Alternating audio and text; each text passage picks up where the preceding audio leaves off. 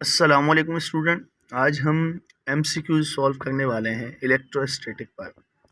सबसे पहले MCQ number 1, इसमें है similar charges dash each other. अब देखो सिमिलर चार्जेस जो हैं वो रिपेल करते हैं एक दूसरे को, इसमें लिखेंगे रिपेल ईच अदर। उसके बाद है अपोजिट चार्जेस जो हैं अट्रैक्ट करते हैं एक दूसरे को, तो इसमें attract each other. Number 3, the SI unit of charge is coulomb. Charge का यूनिट जो है कूलम होता है। उसके बाद the number of electron in 1 coulomb charge is equal to, number of electron कितने होते हैं, 6.24 इंटू 10 पावर 18 इलेक्ट्रॉन्स होते हैं। ये हम कह सकते हैं कि 1 कूलम के अंदर। उसके बाद हमारे पास ये आ जाता है number 5, free electrons are. Free electrons जो है वो लूजली बाउंड होते हैं, वो जो हैं हम यूँ कह सकते हैं हायर एनर्जेटिक हैं। जैसे कि ये न्यूक्लियस है, न्यूक्लियस के करीब जो शेल होता है उसके इलेक्ट्रॉन टाइटली बाउंड होते हैं। अब यहाँ पर जो फ्री इलेक्ट्रॉन है वो लूजली बाउंड होते हैं। वैलेंस शेल वाले जो इलेक्ट्रॉन हैं वो लूजली बाउंड है और हाई एनर्जेटिक हैं, हम ये कह सकते हैं। अच्छा, अब उसके बाद नंबर 6 हमारे पास आ जाता है। नंबर 6 में अगर देखा जाए, metals are good conductor of electricity because they have, इसमें हम लिखेंगे large number of free electron. उनके पास ज़्यादा फ्री इलेक्ट्रॉन होते हैं मेटल्स, इस वजह से गुड कंडक्टर है। Number 7, charge on an electron was determined by. Charge जो है इलेक्ट्रॉन पर मिल्टन ने डिटरमाइन किया था या जो है दरियाफ्त किया इसने। उसके बाद नंबर 8 जो है, नंबर 8 पर हम आते हैं। An insulating rod is charge positively. देखो पॉजिटिव का जब वर्ड याद से हम जो है देखेंगे, जैसे ही ऐसे सवाल आ जाएं उनमें पॉजिटिव का वर्ड आए तो मीन्स यहाँ पर जो है प्रोटॉन को हम तरजीह देंगे। अब इसमें लिखेंगे an insulating rod is charge positively by rubbing, this is due to, इसमें लिखेंगे एक्सेस ऑफ प्रोटॉन की तादाद जो है इसमें ज़्यादा हो जाती है। हालांकि ये मीनिंग सेम है, डिफिशिएंसी ऑफ इलेक्ट्रॉन भी एक ही बात है, लेकिन यहाँ पर जब कभी पॉजिटिव वर्ड आ जाए, इस तरह के एमसीक्यूज आ जाते हैं जिसमें 2 सवाल या 2 ऑप्शन जो है बिल्कुल करेक्ट है, लेकिन आपने क्या करना है, एक्सेस ऑफ प्रोटॉन। ये बहुत बार सवाल आ चुका है इसमें जब पॉजिटिव की बात करें। अब इसी तरह दूसरा सवाल आ जाता है, when an insulating rod charged negatively। अब क्या करेंगे, अब हम इलेक्ट्रॉन को देखेंगे। when an insulating rod charged negatively, this is due to, इसमें यहाँ पर लिखेंगे एक्सेस ऑफ इलेक्ट्रॉन, यहाँ पर इसका करेक्ट आंसर ये है। उसके बाद number 10, Charles Augustine D coulomb measure the force between 2 point charges। देखो कूलम्स लॉ ही है। कूलम नाम के साइंटिस्ट ने, इसका पूरा नाम है चार्ल्स अगस्टिन डी कूलम, इसने मैयर की थी फोर्स बिटवीन 2 चार्जेस के, किसके ज़रिए, टॉर्शन बैलेंस के ज़रिए। एक डिवाइस है जिससे हम जो है चार्जेस के बीच में फोर्स मैयर कर सकते हैं। उसके बाद the quantitative measurement of force between 2 charges was made by, किसने जो है क्वांटिटेटिव मेजरमेंट की थी चार्जेस के बीच में जो फोर्स है, ये भी सेम है, चार्ल्स अगस्टिन डी कूलम। उसके बाद नंबर 12 हमारे पास आता है, the equation of Coulomb's law. Coulomb's law की इक्वेशन जो है, F E electrostatic force is equal to K Q1 Q2 upon R square, this is Coulomb's law. Student, अब हम देखेंगे क्वेश्चन नंबर 13 को। The value of K Coulomb's constant की जो value है 9 into 10 power 9 newton metre square per coulomb square. इसी तरह से नंबर 14 जो है, the value of Coulomb's constant के डिपेंड्स अपॉन मीडियम। ये यहाँ पर जो है डिपेंड्स अपॉन मीडियम, इसको जो है हम ठीक करेंगे, पहले ये वाला कर देते हैं, उसके बाद ये जो है डिपेंड्स अपॉन मीडियम पर डिपेंड करता है, क्योंकि आगे चलकर आप देखेंगे इसका फॉर्मूला ये भी होता है 1/4 पाई एप्सिलॉन। एप्सिलॉन जो है कोई भी मीडियम की हम वैल्यू रखते हैं, इस वजह से के की वैल्यू मीडियम पर डिपेंड करती है। अब देखें इसको जो है इसी तरह से हम देख लेते हैं। तो के जो है इसका फॉर्मूला है 1/4 पाई एप्सिलॉन। यहाँ पर एप्सिलॉन है, कुछ बच्चे डायरेक्ट जो है एप्सिलॉन नॉट लिख देते हैं, जैसे एप्सिलॉन है। फिर यहाँ पर किसी भी मीडियम की जब हम वैल्यू रखते हैं तो फिर के की वैल्यू आती है। लेकिन मोस्टली क्या करते हैं, कम से कम जो वैल्यू है फ्री स्पेस में होती है, इस वजह से एप्सिलॉन नॉट की वैल्यू लिखते हैं। तो हमारे पास ये वैल्यू आ जाती है 9 × 10⁻9 न्यूटन मीटर स्क्वायर और पर कूलम स्क्वायर। इस तरह से जो है के की वैल्यू है ये।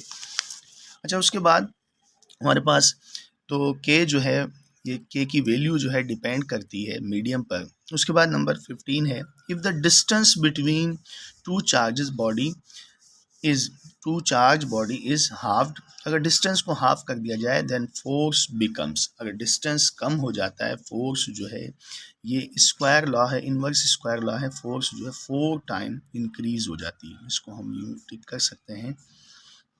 जैसे ही अब आप खुद देखें, इसमें हमारे पास इस तरह से force is inversely proportional to the R square, ठीक है। अगर जैसे ही हम जो है डिस्टेंस को बढ़ाते हैं, डिस्टेंस के बढ़ाने से फोर्स जो है स्क्वायर टाइम कम हो जाएगी। अगर आप 2 टाइम डिस्टेंस बढ़ा देंगे तो फोर्स 4 टाइम, इसी तरह से 3 टाइम डिस्टेंस बढ़ा देंगे, फोर्स जो है 9 टाइम कम हो जाएगी। तो इसका इन्वर्स रिलेशन है यहाँ पर। उसके बाद हमारे पास ये है the value of epsilon naught. Epsilon naught जो है परमिटिविटी ऑफ फ्री स्पेस है, कि फ्री स्पेस के अंदर, वैक्यूम के अंदर कितनी जो है इलेक्ट्रिकल एनर्जी एब्जॉर्ब होती है। इसकी हमारे पास वैल्यू है, इस तरह से हम देख सकते हैं 8.85 × 10⁻⁻12 coulomb square per newton metre square. ये जो है इसका करेक्ट आंसर ये वाला है। उसके बाद नंबर 17 है, नंबर 17 पर हम the SI unit of permittivity of free space. Permittivity of free space का एसआई यूनिट क्या है, ये सेम हमने देखा ऊपर, coulomb square per newton metre square. तो इसके पास जो है यहाँ पर ये रहा coulomb square per newton metre square, इसको यूँ भी लिख सकते हैं। उसके बाद हमारे पास नंबर 18 है। नंबर 18 में if the distance between two charges is double, distance double कर देंगे देन इलेक्ट्रिक फोर्स बिकम्स, इसको लिखेंगे 1/4। जैसे डिस्टेंस डबल किया, फोर्स 1/4। इसी तरह से हमारे पास नंबर 19 जो है, the minimum charge, minimum charge कम से कम charge, minimum charge on any object can not be less than, minimum charge जो है कम से कम, हम देख सकते हैं इससे कम नहीं हो सकता 1.6 × 10⁻⁻19 कूलम। इससे कम चार्ज जो है किसी बॉडी पर नहीं हो सकता। जैसे आपने देखा इलेक्ट्रॉन, प्रोटॉन, ये जो है इन पर कम से कम ये चार्ज है। इसके अलावा जो है फ्रैक्शन में चार्ज मिल जाता है, लेकिन हमारे पास कम से कम यही पार्टिकल है, इन पर इतना चार्ज होता है। उसके बाद number 20, the electric force between two charges place in air, air में अगर रखा जाए चार्जेस को, is 2 Newton. When place in a medium, अगर उनको मीडियम में रखा जाए, मीडियम ऑफ डाइलेक्ट्रिक कांस्टेंट, हमारे पास जो है डाइलेक्ट्रिक कांस्टेंट 80 आ गया। इसका कोई यूनिट नहीं होता, ये सिर्फ नंबर है 80। The force reduce to, force कितनी हो जाएगी, तो हम इस तरह से देखते हैं कि एक एयर में तो 2 न्यूटन थी, एयर में या वैक्यूम में आप जो है, लेकिन 2 न्यूटन फोर्स थी और डाइलेक्ट्रिक कांस्टेंट 80 है। तो इसका फॉर्मूला बाद में जो फोर्स है, ये फाइनल फोर्स हमारे पास किसी मीडियम के अंदर, इसका फॉर्मूला होता है फोर्स अपॉन एप्सिलॉन आर। जिस मीडियम की वैल्यू दी हो उससे सिर्फ डिवाइड करना है। तो 2 न्यूटन फोर्स थी और एप्सिलॉन आर की वैल्यू आपके पास 80 है, तो हमारे पास 0.025 न्यूटन आंसर आ जाएगा इस मीडियम के अंदर। अब जो है इतनी फोर्सेस है, तो यहाँ पर जो है इसको हम टिक कर देते हैं। क्वेश्चन नंबर 19 से 20 को हमारे पास 0.025। अब ये सेम जो है 21 इसी फॉर्मूले के साथ आ गया question. The force in a medium of relative permittivity epsilon R जो है अगर गिवन हो, आपको दिया हुआ हो, तो फोर्स किस तरह से निकालेंगे, तो हम लिखेंगे फाइनल फोर्स या F dash is equal to F upon epsilon R. इसको जो है ये ऑप्शन ए इसका बिल्कुल करेक्ट है। उसके बाद हमारे पास नंबर 22 है, electric charge of 100 microcoulomb is 13 centimetre apart from another charge. दूसरा चार्ज जो है 16.9 माइक्रोकूलम है। द फोर्स बिटवीन दैम, उनके बीच की फोर्स मालूम करनी है। बड़ा सिंपल सा क्वेश्चन है, कूलम्स लॉ से इसे सॉल्व कर रहे हैं हम। एक हमें चार्ज दिया हो 100 माइक्रोकूलम। 100 माइक्रोकूलम जो है, अच्छा 100 माइक्रोकूलम जो है बराबर होता है 100 इंटू 10 पावर माइनस 6 कूलम। या इसको 100 को भी इस तरह से लिख सकते हैं, 10 पावर 2 जो है हम लिख सकते हैं इसको, लेकिन ये सिंपल फॉर्म में लिख दिया। और चार्ज 2 जो है 16.9 माइक्रोकूलम, माइक्रो 10 पावर माइनस 6। उसके बाद इनके बीच का जो डिस्टेंस है वो है 13 सेंटीमीटर, जिसको हम लिख सकते हैं 13 इंटू 10 पावर 2 मीटर। ये इसको हमने मीटर में कन्वर्ट किया।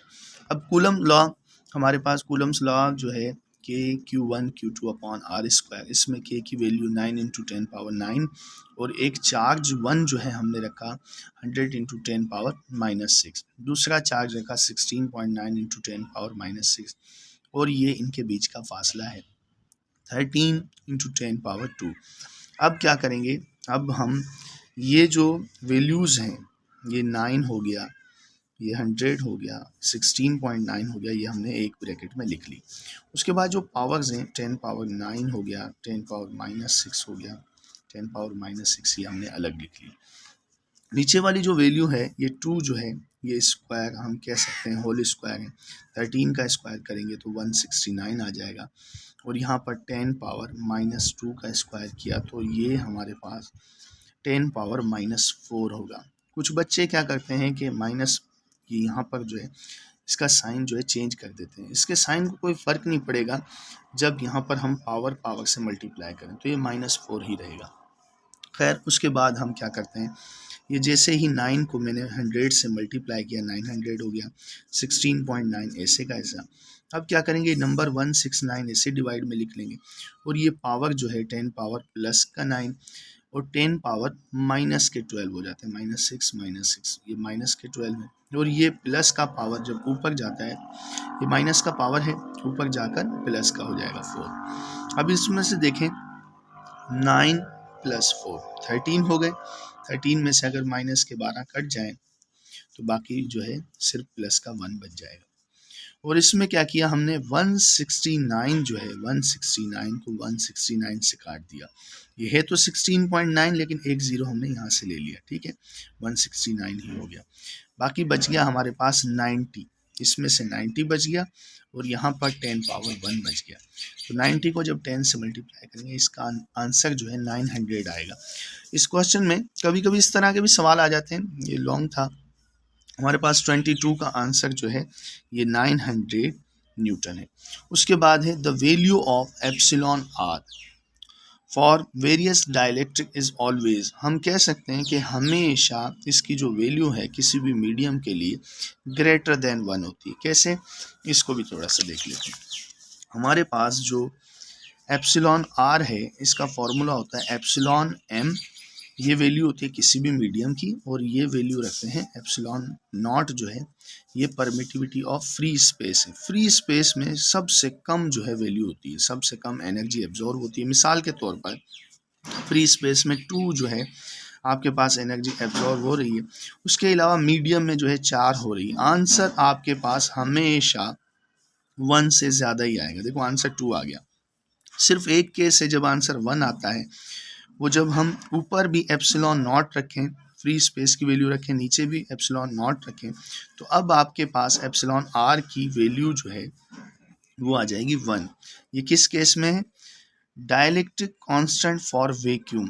जब हम ऊपर भी वैल्यू वैक्यूम की ही रखें तब आएगा, नहीं तो इसके अलावा सारे आंसर जो है किसी भी मीडियम के ग्रेटर देन 1 ही आएंगे। इस वजह से यहाँ पर लिखा हुआ है the value of epsilon R for various dielectric is always greater than 1।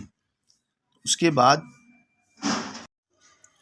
Student अब देखते हैं क्वेश्चन नंबर 24 को। The force between 2 point charges in air और वैक्यूम इज F.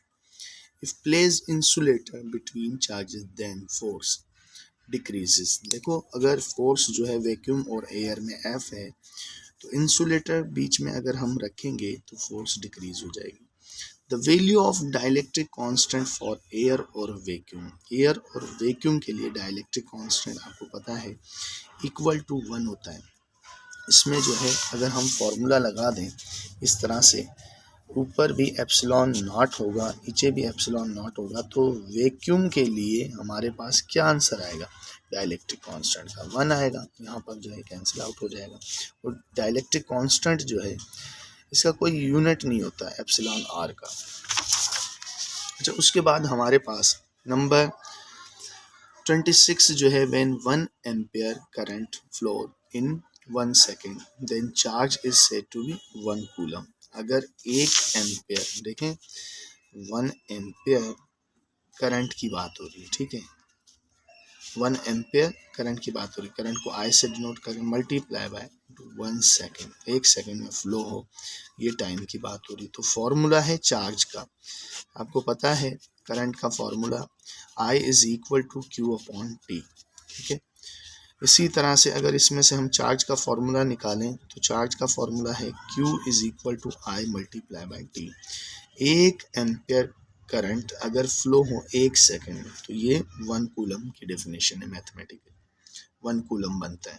इस तरह से जो है अगर 1 एम्पियर फ्लो हो 1 सेकेंड में तो 1 कूलम बन गया।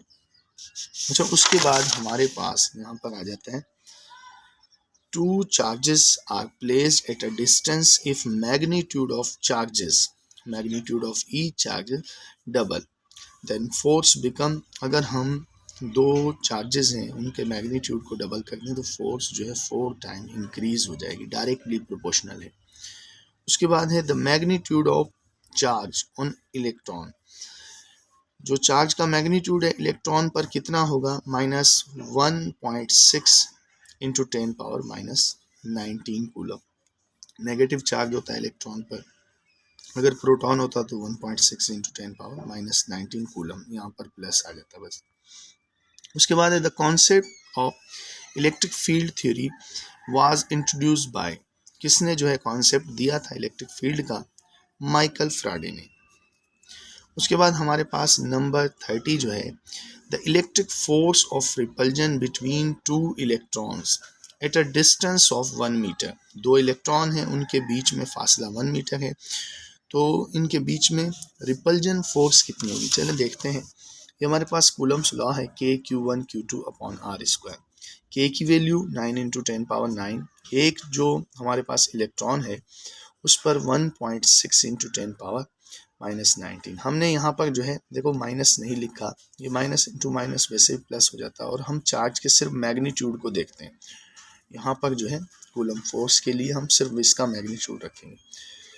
ये हमारे पास एक चार्ज है, एक इलेक्ट्रॉन, ये दूसरा इलेक्ट्रॉन, और इनके बीच में जो फासला था 1 मीटर, तो इसका स्क्वायर कर दिया, इससे कोई फ़र्क नहीं पड़ेगा। अच्छा, हमने 9, 1.6 और 1.6 एक ब्रैकेट में लिख लिया, इस ब्रैकेट में आ गए सारे, और ये 10 पावर 9, 10 पावर -19, 10 पावर -19 ये अलग लिख लिया इस तरह से। ये 10 पावर -19 दो हो गए और 10 पावर 9। अब हमारे पास जैसे ही इन तीनों को मल्टीप्लाई किया 23.04 आ गया, और यहाँ पर आप खुद देख सकते हैं ये 9 अगर एक में 19 में से काट दूँ, यहाँ पर 10 और 19 ये 29 बचता है। इसका फोर्स का यूनिट न्यूटन है।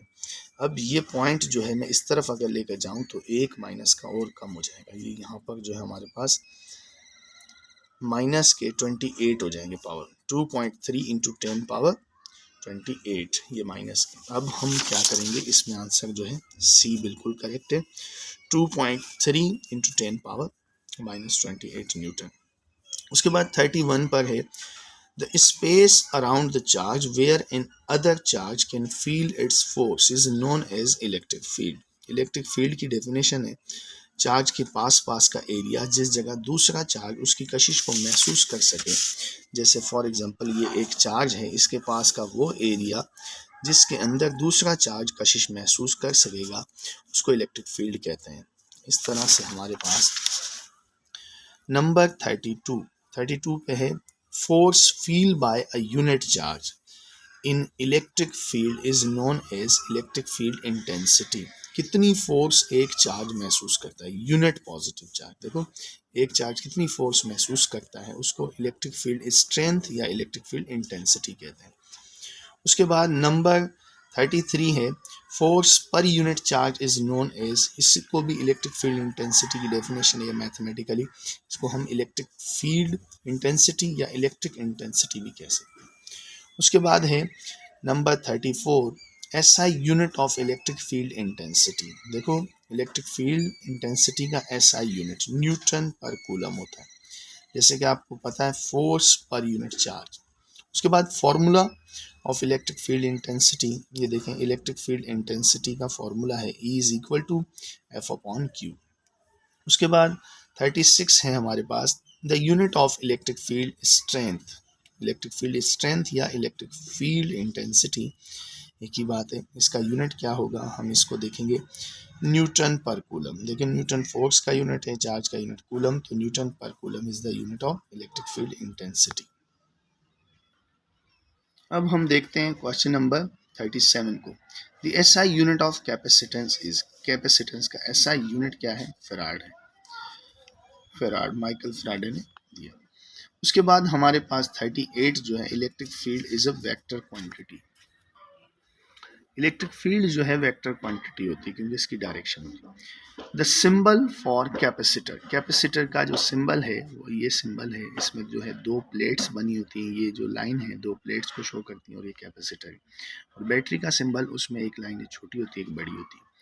उसके बाद 39 हो गया है 40 equivalent capacitance for series combination. Series combination में हमारे पास इक्विवेलेंट कैपेसिटेंस जो है वो इस तरह से निकालते हैं 1 इक्विवेलेंट कैपेसिटेंस या reciprocal of equivalent capacitance is equal to 1/C1 plus 1/C2 plus 1/C3 and up so on. जितने भी कैपेसिटेंस हो उन सब का इंडिविजुअल रेसिप्रोकल बराबर होता है नेट कैपेसिटेंस के रेसिप्रोकल के। तो ये इसका आंसर है सी वाला। उसके बाद हमारे पास इन सीरीज कॉम्बिनेशन में क्या चीज़ कांस्टेंट रहती है। देखें एक के बाद एक जो है अगर हम कैपेसिटर को जोड़ेंगे तो सब प्लेट पर चार्जेस जो हैं सेम रहेंगे। अगर इसमें दो चार्ज स्टोर हुए हैं तो इसमें पॉजिटिव, इसमें इसी तरह से दो जो है नेगेटिव है, यहाँ पर दो पॉजिटिव हैं, इस तरह से यहाँ पर जो है दो नेगेटिव है, तो चार्जेस की तादाद जो है सेम रहती है सीरीज कॉम्बिनेशन में। उसके बाद कैपेसिटेंस इज, अब ये डैश टू डिस्टेंस, जो बीच में जो फासला है उससे इन्वर्सली प्रोपोर्शनल है और इन्वर्सली प्रोपोर्शनल का ये सिंबल है। अक्सर जो है इस तरह से भी आता है capacitance is directly proportional to the 1/D, इसको इस तरह से भी लिखते हैं। ठीक है, इसको हम पढ़ेंगे capacitance is directly proportional to the 1/D, ऐसे भी पढ़ सकते हैं, या सिर्फ अगर डिस्टेंस का नाम लेंगे तो हम कहेंगे capacitance is inversely proportional to the D। तो इसको इनवर्स का साइन ये होता है असल में। ठीक है, तो इस तरह का सवाल आए, जब सिर्फ D हो तो इनवर्स की साइन आएगी, जब 1/D होता फिर हम ये प्रोपोर्शनलिटी का साइन लगाते हैं। बहरहाल हमारे पास अभी बी आंसर करेक्ट है। उसके बाद हमारे पास 43 है volt is equal to, volt जो है आपको पता है हम लिख सकते हैं जूल पर कूलम, जैसे कि फॉर्मूला होता है हमारे पास वर्क डन पर यूनिट चार्ज, तो जूल पर coulomb. Formula for charge, charge का फॉर्मूला जो है हमारे पास C मल्टीप्लाई बाय V है। किस तरह से निकाला, आपको पता है हमारे पास जो है कैपेसिटेंस बराबर